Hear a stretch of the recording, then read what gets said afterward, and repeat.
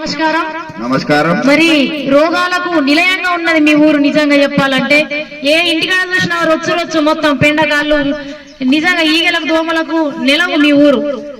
నిజంగా అందరు ఆరోగ్యంగా ఉండాలంటే మరి ఈగల దోమలు లేకుండా చూడాలా, మరి పిల్లలని గర్భవతులని చాలా జాగ్రత్తగా చూసుకోవాలా.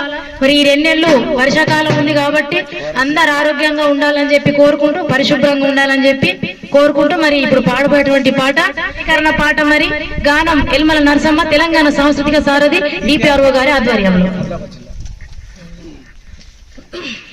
फिर दमहिन वात बाई